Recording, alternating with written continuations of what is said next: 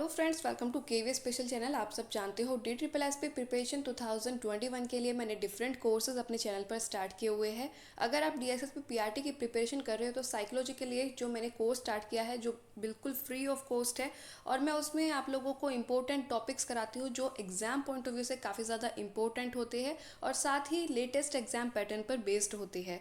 Playlist का link मैं आप लोगों को डिस्क्रिप्शन बॉक्स में प्रोवाइड कर दूंगी। आप जो वीडियो चाहो, जो कंटेंट चाहो वो देख सकते हो। साथ ही मैंने जीके और हिंदी के लिए भी कोर्स स्टार्ट किया हुआ है जहां हम देखते हैं previous year question papers with explanation, और जहां मैं आप लोगों को करंट डेटा भी अवेलेबल कराती हूँ। साथ ही काफ़ी सारी इन्फॉर्मेशन हम लोग कम टाइम में बहुत कुछ जानते हैं। तो ज़्यादा वक्त ना ज़ाया करते हुए करते हैं क्लास स्टार्ट करने से पहले कहना चाहूँगी कि अगर चैनल से फर्स्ट टाइम जुड़े हो या वीडियो को फर्स्ट टाइम देख रहे हो ना, तो चैनल को सब्सक्राइब करना ना भूले, और सब्सक्राइब के साइड में एक बेल आइकन होगा, उसको प्रेस जरूर करना ताकि आपको नई वीडियोस की सभी नोटिफिकेशंस टाइम टू टाइम मिलती रहे। स्क्रीन पर आप लोग देख सकते हो क्वेश्चन नंबर 1। इस वीडियो का क्वेश्चन नंबर 1 होगा। यहाँ हालांकि यहाँ पर क्वेश्चन नंबर 2 लिखा हुआ है। तो क्वेश्चन दिया है कि वन्य जीव संरक्षण अधिनियम कब लागू किया गया था। तो अगर बात करूँ इंग्लिश मीडियम स्टूडेंट्स के लिए, पूछा है wild life protection act was enacted in the year.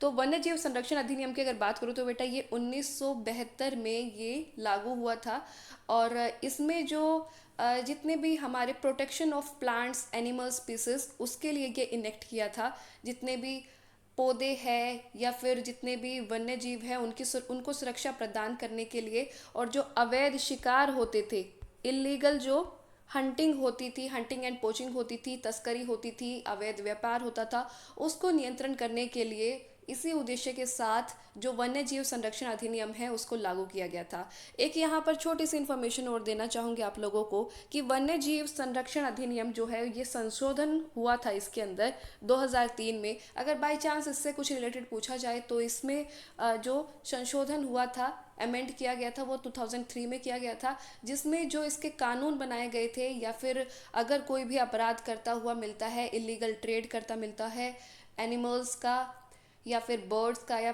Plants का, कुछ भी ऐसा, तो इलीगल अगर मिलता है तो उसको सज़ा जो होगी या जुर्माना जो होगा वो और ज़्यादा सख्त या कठोर कर दिए गए थे 2003 के संशोधन के तहत।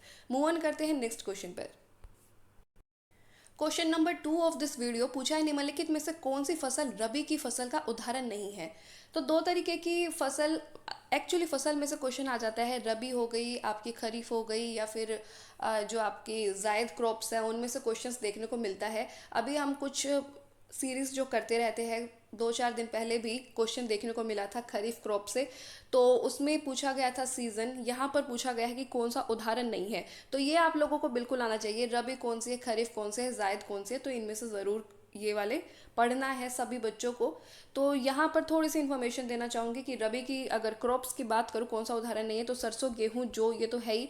चावल की अगर बात करूँ तो बेटा चावल जो है आपका वो खरीफ क्रॉप्स है, रबी नहीं है। तो यहाँ पर जो क्वेश्चंस बन सकते हैं रबी क्रॉप्स में, तो थोड़ी सी उसके ऊपर चर्चा कर लेते हैं। तो पूछ लिया जाता है कि रबी क्रॉप जो है ना वो कब उगाई जाती है, कब बोई जाती है। तो ये जो बोई जाती है बेटा ये अक्टूबर से नवंबर के महीने में बोई जाती है। तो रबी क्रॉप्स जो होती है ना, याद रखना है ये कि ये वाली जो क्रॉप्स होगी ना, जब कम तापमान होगा, कम तापमान में ये वाली क्रॉप्स बोई जाएगी। ठीक है। दूसरी चीज़ आप लोगों को ये याद रखनी है कि कई बार पूछ लिया जाता है कि इनको हार्वेस्ट या फिर इनकी कटाई कब की जाती है। तो कटाई का अगर समय की बात करूँ तो फरवरी मार्च या फिर मार्च अप्रैल आप लोग कह सकते हो। तो ये वाला जो टाइम पीरियड आ जाता है, कई बार इनका सीजन्स पूछ ले तो ये सर्दियों में बोई जाती है, इनको सर्दियों की क्रॉप्स भी कह देते हैं। और जो वसंत ऋतु है तब इनकी जो है कटाई हो जाती है। एग्जाम्पल्स की अगर बात करूँ तो गेहूँ, सरसों, जो ये तो है ही, साथ में जई, राई, अलसी, चना, मटर, राजमा, मशरूम, आलू, मसूर, ये सारी चीज़ें भी इसी के उदाहरण हैं। एक चीज़ और यहाँ पर कहना चाहूँगी कि आजकल ना जीके में भी जो एलडीसी यूडीसी की प्रिपरेशन कर रहे हैं उनके लिए कहना चाहूँगी कि जीके में भी ना स्टेटमेंट देखने को मिलती है क्वेश्चंस की। तो ये चीज़ ज़रूर याद रखनी है कि पहली चीज़ तो ये कि ये कम तापमान में टेम्परेचर जो है कम होगा, ठीक है, कम तापमान में बोई जाएगी। दूसरी चीज़ शुष्क वातावरण में बोई जाएगी, ड्राई एटमॉस्फेयर में। तो यहाँ से मिल जाती है आपको इतनी इन्फॉर्मेशन, ये बिल्कुल याद रख सकते हो। कहीं भी कुछ भी क्वेश्चन इसमें से बनेगा तो आप इजीली अटेम्प्ट कर सकते हो। मूव ऑन करते हैं नेक्स्ट क्वेश्चन पर। सो स्क्रीन पर आप लोग देख सकते हो वीडियो का क्वेश्चन नंबर 3, पर्यावरण संरक्षण अधिनियम कब लागू किया गया था। तो पूछा गया है कि जो एनवायरमेंट प्रोटेक्शन एक्ट है वो कब इनेक्ट किया गया था। देखिए प्रोटेक्शन एक्ट में से ही 2 क्वेश्चन दे दिए हैं लगातार। तो बेटा ये जो इनेक्ट हुआ था ये हुआ था 1986 में। तो मैं एक चीज़ और बताना चाहूँगी कि ये जब पारित किया गया था, ये लागू किया गया था सरकार के द्वारा, तो ये जब भोपाल गैस ट्रेजेडी हुई थी ना, उसके बाद ये लागू हुआ था 1986 में। और एक क्वेश्चन और पूछना चाहता है कि जो भोपाल गैस त्रासदी हुई थी उसमें जो गैस लीक हुई थी वो उसका नाम क्या है। तो उसका नाम, तो जो गैस लीक हुई थी उसका नाम है मिथाइल आइसोसाइनेट। ये गैस लीक हुई थी, बिल्कुल याद रखना है, कई बार पूछ लिया जाता है। और अगर बात करूँ 1986 protection act, environment protection act की, तो ये वाला जो है हमारे आर्टिकल नंबर, कॉन्स्टिट्यूशन के आर्टिकल नंबर 253 के अंदर दिया हुआ है, 253 के अंदर शामिल है। मूव ऑन करते हैं नेक्स्ट क्वेश्चन पर। वीडियो का क्वेश्चन नंबर 4 स्क्रीन पर आप लोग देख सकते हो, डैश पृथ्वी पर ज्ञात सबसे गहरी खाई है। पूछा गया है कि जो डीपेस्ट ओशियनिक ट्रेंच है अर्थ पर वो कौन सा है। तो आप लोगों को पता है मैरियाना ट्रेंच जो है, जो कि कहाँ पर है। हो सकता है आप लोगों से ओशियन पूछ लिया जाए, तो याद रखना ये जो है पैसिफिक ओशियन में लाई करता है, प्रशांत महासागर में लाई करता है, ठीक है। और ये पृथ्वी पर ज्ञात सबसे गहरी खाई है। करीब इसकी जो अगर गहराई की बात करूँ तो 11 किलोमीटर के करीब है, 10,871 मीटर समथिंग कुछ इस तरीके से है। तो आप कह सकते हो अप्रोक्स अगर बताऊं तो 11 किलोमीटर के करीब इसकी खाई है। तो मैरियाना ट्रेंच से क्वेश्चंस आए तो याद रखना कि ये पैसिफिक ओशन में लाई करती है और पृथ्वी पर ज्ञात सबसे गहरी खाई है। मूव ऑन करते हैं नेक्स्ट क्वेश्चन पर।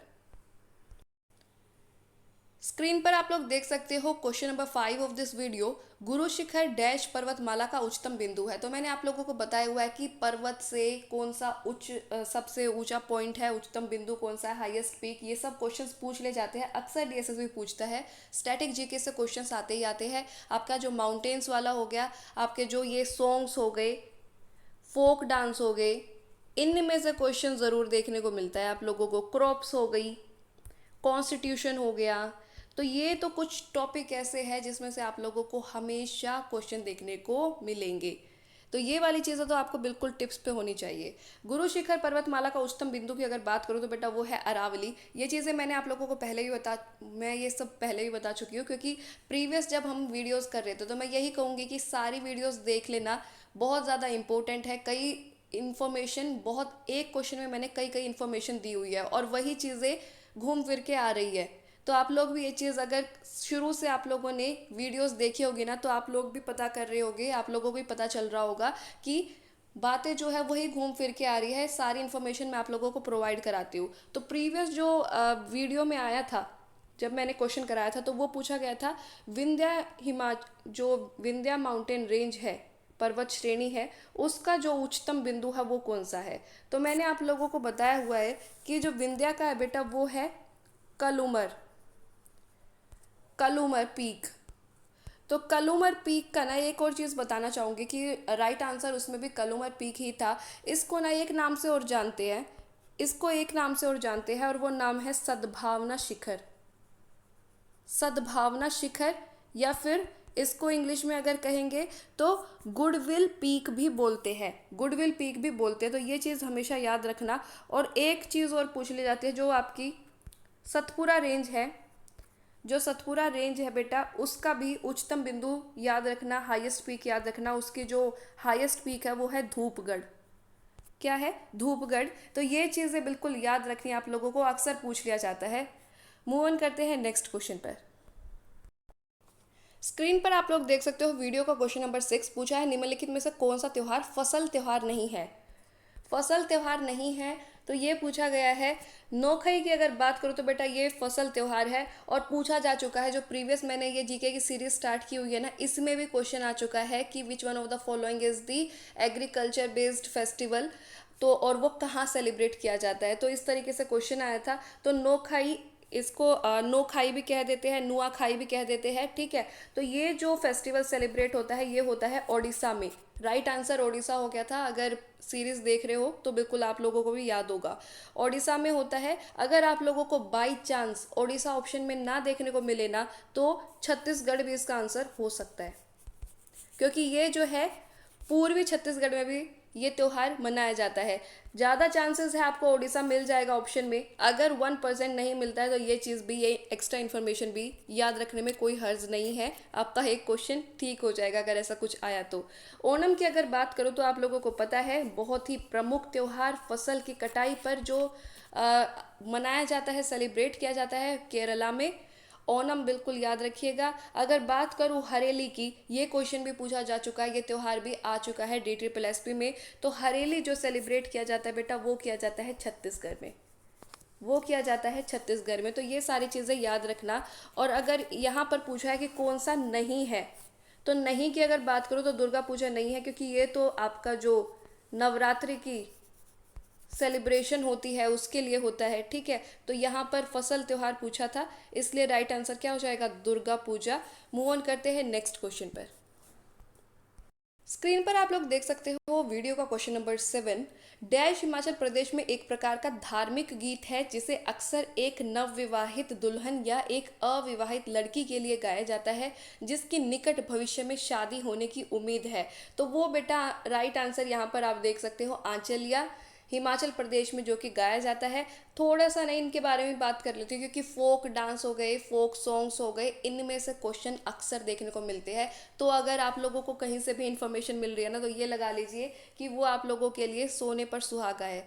ये इन्फॉर्मेशन लेने में कोई हर्ज नहीं है, हो सकता है आप लोगों को कुछ ना कुछ अपने पेपर में देखने को मिल जाए।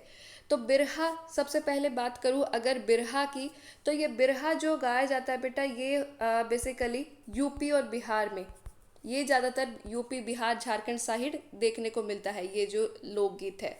झूरी की अगर बात करूँ तो झूरी हिमाचल प्रदेश का ही गीत है।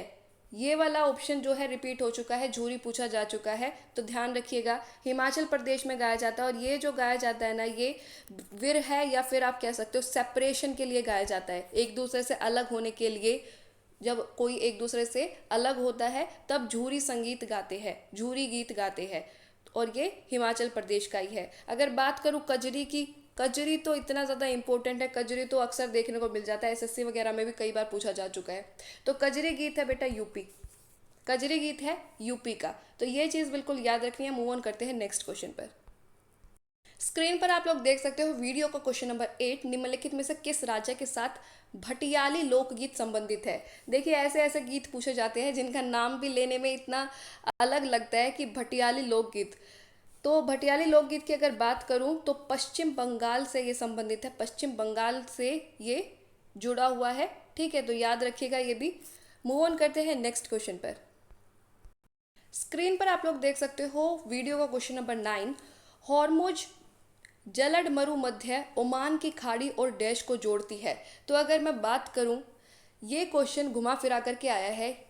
ऐसा क्वेश्चन मैं पहले भी करा चुकी हूँ, और जब मैंने क्वेश्चन कराया था ना आप लोगों को, पर्शियन गल्फ और अरेबियन गल्फ वाला मैंने आप लोगों को कराया था। अगर आपने सारी वीडियोस देखी होगी ना, बिल्कुल याद होगा। तो क्वेश्चन वो ये आया हुआ था कि जो फारस की खाड़ी है वो कौन से महासागर में, कौन से महासागर का हिस्सा है, कौन से महासागर का एक्सटेंशन है। तो राइट आंसर क्या हो गया था, हिंद महासागर या फिर इंडियन ओशियन। ये क्वेश्चन आया था, और तब मैंने आप लोगों को स्ट्रेट ऑफ होमरुज के बारे में बताया था, होमरूज स्ट्रेट या फिर होमरूज जलड मरुमध्य के बारे में बताया था। तो बेटा ये ओमान की खाड़ी और फारस की खाड़ी को जोड़ने का कार्य करती है। मैंने आप लोगों को कहा था कि हो सकता है कि आगे कभी आप लोगों से पूछ लिया जाए, तो ये इन्फॉर्मेशन एक्स्ट्रा मैं दे देती हूँ। और ये देख लीजिए, आप स्क्रीन पर देख सकते हो, ये क्वेश्चन भी आप लोगों का आया हुआ है। तो अगर मैं एक क्वेश्चन को एलोबरेट करके पढ़ाती हूँ ना, तो ये आप लोगों का ही फायदा करेगा कहीं ना कहीं। हो सकता है कि आप लोगों के काफ़ी सारे क्वेश्चंस जो है इस इंफॉर्मेशन के साथ आप लोग अटेम्प्ट कर पाओ। तो सारी चीज़ें ध्यान से सुना कीजिए। और दूसरी चीज़ मैं कहना चाहूँगी, अगर पॉसिबल हो तो इम्पोर्टेंट बातों के नोट्स बना लिया करो, ताकि एग्ज़ाम आए ना, जब एग्ज़ाम डेट आए तो आप रिवाइज कर सको। मूव ऑन करते हैं नेक्स्ट क्वेश्चन पर। So last question of this video, dash वह ऊर्जा है जो प्रत्येक परमाणु के अंदर होती है। वेरी इजी क्वेश्चन, ये वाला क्वेश्चन काफ़ी इजी पूछा है। परमाणु ऊर्जा वह ऊर्जा होती है जो कि प्रत्येक परमाणु के अंदर होती है। Nuclear energy is the energy which is present inside every atom. हर एक एटम का जो न्यूक्लियस होता है, कोर होता है, उसके अंदर क्या होता है? न्यूक्लियर एनर्जी होती है। आशा करती हूँ आप लोगों को वीडियो पसंद आई होगी। अगर वीडियो पसंद आई है तो वीडियो को लाइक ज़रूर कीजिएगा, ज़्यादा से ज़्यादा शेयर ज़रूर कीजिएगा। अगर अभी तक चैनल को सब्सक्राइब नहीं किया तो सब्सक्राइब ज़रूर करना। सब्सक्राइब के साइड में एक बेल आइकन होगा, उसको प्रेस जरूर करना ताकि आपको सभी वीडियोज़ की नोटिफिकेशंस टाइम टू टाइम मिलती रहे। आपने ये वीडियो देखी उसके लिए थैंक यू सो मच। मिलते हैं नेक्स्ट वीडियो में 10 न्यू क्वेश्चन के साथ। All the best for your future.